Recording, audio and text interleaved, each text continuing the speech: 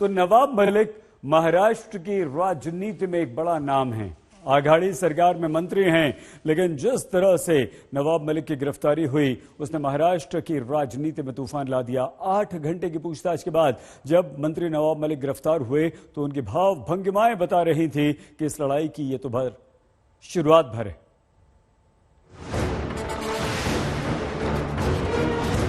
आठ घंटे की पूछताछ के बाद ईडी दफ्तर के बाहर नवाब मलिक नजर आए तो उनके चेहरे पर एक लंबी मुस्कान थी और भाव भंगिमाएं एकदम नवाबी। नवाब मलिक ने मुट्ठी बांधी, हवा में हाथ ऐसे लहराया जैसे विजय नाद कर रहे हैं। यही विजयी मुस्कान नवाब मलिक तब तक बनाए रहे जब तक गाड़ी में नहीं बैठ गए। अब तक सबको मालूम चल गया था कि महाराष्ट्र सरकार के अल्पसंख्यक कल्याण मंत्री और राष्ट्रवादी कांग्रेस पार्टी के प्रवक्ता नवाब मलिक को ईडी ने गिरफ्तार कर लिया है। गिरफ्तारी के बाद शुरू हुई मेडिकल जांच वाली प्रक्रिया, लिहाजा ईडी की टीम नवाब मलिक को लेकर बढ़ गई जेजे अस्पताल की। इसी दौरान नवाब मलिक का मीडिया से सामना हुआ और तब नवाब मलिक ने क्या कहा, सुनिए। लेकिन डरेंगे नहीं, जीतेंगे और लड़ेंगे और जीतेंगे। नवाब मलिक डरेंगे नहीं, लड़ेंगे, लेकिन वो नंगा किसे करेंगे ये तो वही जाने। मगर इतना जरूर है कि नवाब मलिक अब आरोपी है। सूत्रों की माने तो ईडी की ओर से कहा गया है कि नवाब मलिक के रिश्ते अंडरवर्ल्ड से हैं। अंडरवर्ल्ड से जुड़े लोगों के साथ पैसों के लेन देन की बात भी सामने आई है। रियल इस्टेट में नवाब मलिक का बेनामी संपत्ति के नाम पर निवेश है और पूछताछ में नवाब मलिक ने ईडी का सहयोग नहीं किया। नवाब मलिक के अरेस्ट से महाराष्ट्र की राजनीति में एक भूचाल सा आ गया है। पहली बार ऐसा देखा जा रहा है कि एक तत्कालीन कैबिनेट मंत्री को ईडी ने अरेस्ट किया है और वो भी अंडरवर्ल्ड से लिंक होने की वजह से। ये बताया जा रहा है कि नवाब मलिक ने 1993 ब्लास्ट के आरोपी शाह अली खान और हसीना पारकर के बॉडीगार्ड सलीम पटेल से एक जमीन खरीदी। इस जमीन की कीमत करोड़ों में थी, पर इसे केवल 30 लाख रुपए में खरीदा गया।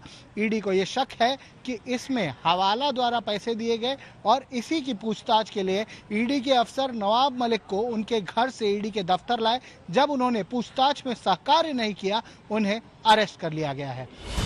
इतना काफी था ईडी के लिए नवाब मलिक को गिरफ्तार करने के लिए, लिहाजा कर लिया। उधर ईडी ने नवाब मलिक को गिरफ्तार किया, इधर महाराष्ट्र में हलचल मच गई।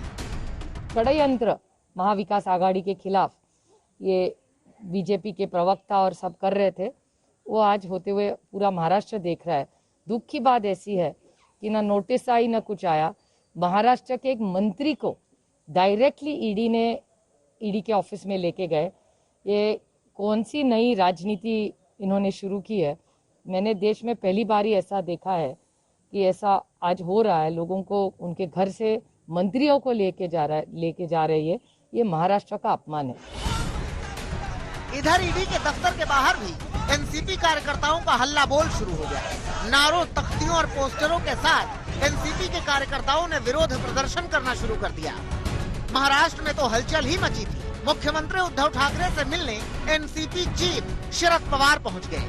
इधर एनसीपी के ही नेता रोहित पवार ने कहा कि बीजेपी घबरा गई है कि उसका ड्रग्स कनेक्शन नवाब मलिक खोल रहे हैं, इसीलिए बगैर नोटिस दिए ईडी ने नवाब मलिक को गिरफ्तार कर लिया। बम्बई में जो अधिकारी है और भाजपा के जो पदाधिकारी है, उनका और ड्रग्स का जो लिंक है वो मलिक साहब ने ओपन किया था और केंद्र सरकार के विरुद्ध में उन्होंने बहुत सारे एलिगेशंस किए थे, विद डॉक्यूमेंट्स किए थे। तो अभी गुजरात में अगर आप देखें तो 6 महीने में 22,000 करोड़ का ड्रग्स वहाँ पे मिला है। तो ये जो लिंक महाराष्ट्र से चालू की गई, जिसमें बीजेपी के पदाधिकारी है, वो वहाँ तक न जाए, शायद उसके कारण भी ये हो सकता है। शिवसेना का मानना है कि जिस तरह से नवाब मलिक की गिरफ्तारी हुई, ये महाराष्ट्र सरकार के लिए किसी चैलेंज से कम नहीं है। नवाब मलिक सच बोलते हैं और वो कितने सच बोलते हैं आपने देखा होगा। उनको जिस तरह से ईडी के लोग घर में जाकर लेकर गए हैं, ये महाराष्ट्र सरकार के लिए एक चैलेंज है। मैं मानता हूँ कि एक कैबिनेट मंत्री को हमारे राज्य में आकर केंद्रीय जांच एजेंसी के लोग लेके जाते, जांच कर सकते हैं आप, पुराने कुछ इशू निकालकर सबकी जांच हो रही है, सबकी जांच हो रही है। 2024 के बाद आपकी भी जांच होगी। एनसीपी का आरोप है कि बीजेपी उत्तर प्रदेश में बाकी दलों को डराने के लिए नवाब मलिक को गिरफ्तार करवाई है, ताकि उत्तर प्रदेश में ये मैसेज दिया जा सके कि जो उनकी बात नहीं मानेगा वो जेल जाएगा। अभी महाराष्ट्र में विदाउट नोटिस अगर किसी बड़े मंत्री को हम ताबे में ले सकते, ये संदेश अगर उत्तर प्रदेश में उनको देना है तो शायद वो डेस्परेट अटेम्प्ट है कि जो लास्ट राउंड बचे हैं इलेक्शन के उत्तर प्रदेश में, वहाँ पे एक संदेश देने का वो कोशिश कर रहे हैं, ऐसे हम सबको लगता है। इसे संयोग ही कहिए कि वहाँ मुंबई में एनसीपी नेता जो कह रहे थे वही गोंडा में अखिलेश यादव कह रहे थे, एकदम वही। देखिए, भारतीय जनता पार्टी जिस समय घबराती है, इस तरह की एजेंसियों को सामने ला करके लोगों को अपमानित करती है, झूठे मुकदमे लगा करके जेल भेजती है। हमने कई बार देखा है, यहाँ पर भारतीय जनता पार्टी की सरकार ने बताया था कि उनको खतरा है, टेररिस्ट अटैक हो सकता है विधानसभा में। कोई पुड़िया निकली थी और बाद में वो पुड़िया निकली बुरादा, लकड़ी का घिसा हुआ पाउडर। तो ये भारतीय जनता पार्टी के लोग कुछ भी कर सकते हैं, किसी को भी अपमानित कर सकते हैं। नवाब मलिक पर ईडी की ओर से गंभीर आरोप लगाए गए हैं। जाहिर सी बात है कि आने वाले समय में नवाब मलिक की गिरफ्तारी से सुलगी सियासत अभी धधकेगी। नवाब मलिक के दफ्तर से ट्वीट कर दिया गया है, मैं झुकेगा नहीं। मुंबई से साहिल जोशी, कमलेश सुतार और दिव्येश के साथ आज तक ब्यूरो।